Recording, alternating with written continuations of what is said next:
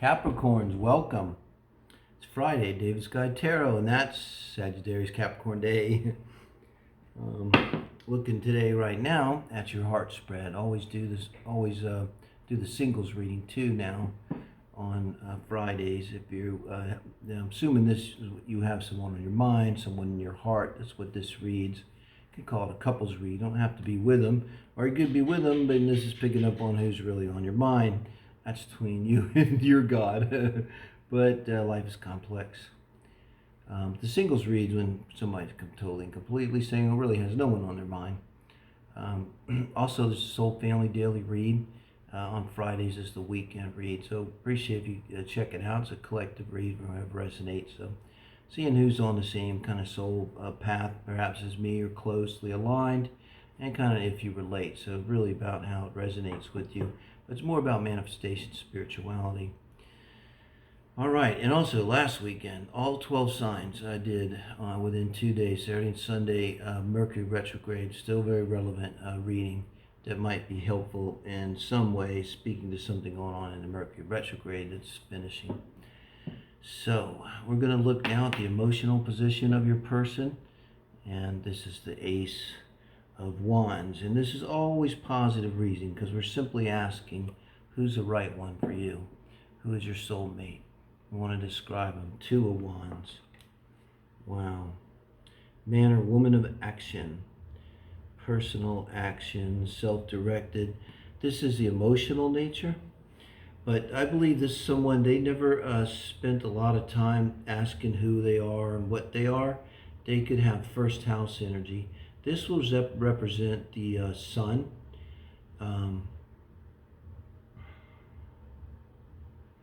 This Ace of Wands, it feels, I mean, the moon is what I see here in the emotional aspect, and it certainly looks like an Aries moon person, and very Aries energy about them, sometimes the moon is very strong, particularly a strong Aries moon. And with, the moon is the mind, the unconscious mind is the mind. I mean, it's a lot, it's like everything under the little part of the iceberg that didn't sink, the Titanic, all that stuff under there that did, that's what's down here. And this is someone who could make a quick decision and probably make an instinctive decision. And that's the thing, the moon is what we need to feel secure and safe. And so it speaks to how do we go about sort of wanting to get that. And with the Aries moon, you want it right away. You want to do whatever you need to do right away. And this person's got, maybe there are Aries moons at 0 degrees. Bang, guys, tell you what, could be at 0 degrees. Why? Because I always find, since astrology for years and years, when planets and, when you're at 0 degrees, pretty much it's going to be the archetype of that energy. So what would that be? An absolute archetype of an Aries moon. You could Google or YouTube it and get a different, it's good. Any of those should resonate very strongly. But with this person, they would have an instinctiveness. Already I could see where they could be, their eye to hand coordination could be astounding. They could be athletes, this type of person. It could be a very physical energy. This person, I get the feeling, could exceptionally be a beautiful person, physically, and maybe man or woman, athletic, strong. Football, the American football, that linebacker, they're not always the biggest guy, but they're fast, and the split second, they don't have a split second to think. It's just this like raw instinct, definitely Black Moon Lilith in the chart, a lot of this stuff, and they might have that. I'm not saying they're necessarily a halfback for a professional football team that can almost psychically know where exactly the hole. I know it's supposed to be coordinated. Yeah, you're going in the number 3 hole and you just get clear it, let your fullback clear it. And, but in reality, they're just like reacting so fast, all these plans like war, you got to make the plans, but do you ever win a war because your plan goes through, rolls over everything? Well, a few times. But usually no, plans go to shit. You end up just duking it out. But this person would have a clear advantage. They'd be awesome at crisis management. Um, Being able to handle situations. Four of Wands. This is in the intellectual position, and this is in a conscious position. And below that, in the unconscious, really unconscious here, is the intellect, is the Nine of Swords.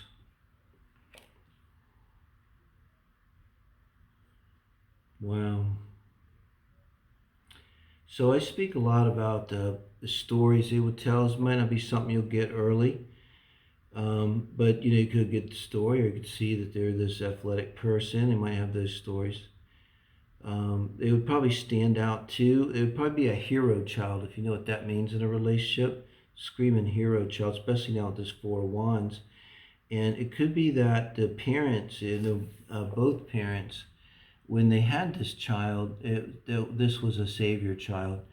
Like they both had it on their minds, and I don't know. The classic advice, it's a very codependent way to have it go about anything and to have a child, but it's not uncommon belief, that if they had this child, it would save their marriage here, classic. And that's what this is. They live with that complex. They might not know where this is, so maybe it helps them to see this, share it, or just talk to them about it. Love for these readings to be used that way. I would love if they were shared like that. And I understand why people don't put it on social media, but if you share it with a friend that's sympathetic, likes tarot, and you see that it resonates, I think that's all good, particularly if it's with your person. This is a predictive read, so I don't see this being so much in your life yet. This is someone that's coming because you're completely single, totally single. The runway's been cleared. They're going to land now. They've been circling, and now they're like, phew, and now we got them here. So they kind of live with this. It's a permanent psychic wound. Sometimes when we get a wound on our physical body, I have these wounds, you die with that wound. It heals up. Maybe you can still function. I also deal with that, so I didn't die, but it took me down a notch, but I still deal. So it's this kind of thing. It's something that kind of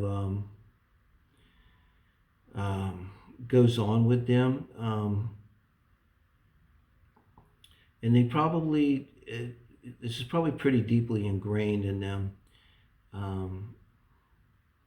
Usually this is going to be someone who places too much emphasis on the other. We're looking for the sun here, okay? I'm thinking about the sun position right now.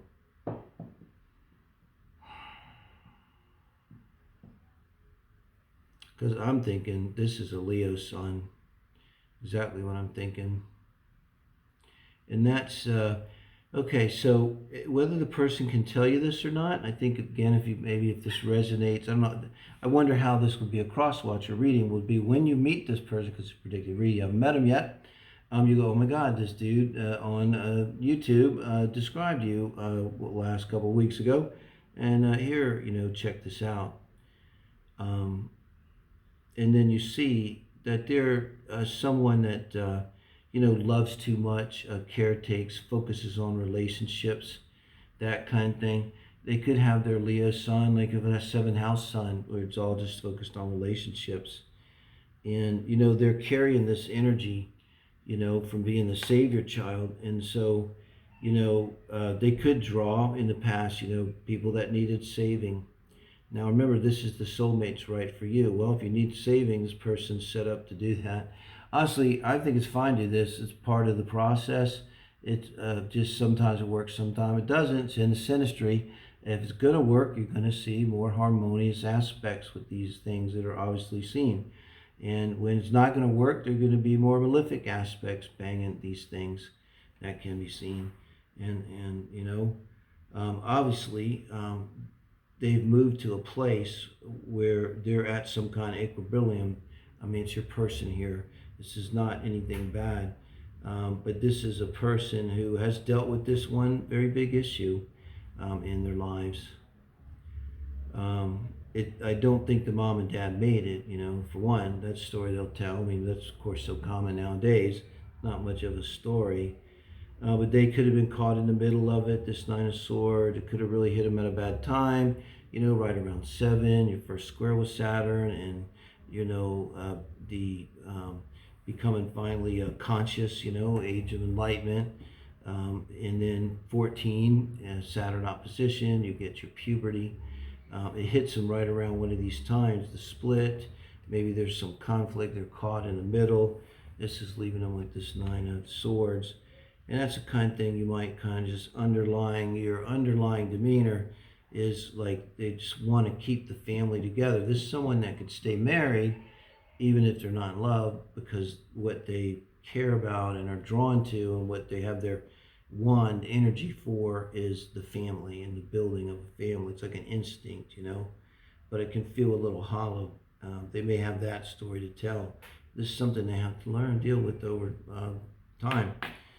And they have 6 of Cups. I like this. Now we're into their sexual and their Venus energy. This here is going to be the Venus energy for this Leo. Cups. And this is going to be the Mars energy for this Leo. Interesting. Well, the 6 of Cups, I think, is going to be Cancer Venus for this person. Now think about the Cancer Venus. It's caring, the desire nature is Venus, and the desire nature of Cancer is wanting to care, wanting safety, being concerned about safety. And with the 6 of Cups, Venus energy here is wanting the familiar. They probably have a strong, this person here, Capricorn, a strong belief system around soulmates, and I believe, and an understanding of soulmates. And I would say to them, if they may already understand this, the whole thing with their parents is soulmates, soul family, are all so there's balancing and energy work, and it's like, no matter how it was, good or bad, it's all part of that. And they may have this understanding with this in their love nature. And Cancer can really love, and with Cancer Venus can really love, but they can be really vulnerable too. This is vulnerable, yeah. Now I'm trying to think. They could have a Scorpio Mars. Late degree Leo, early degree Scorpio Mars. Holy crap.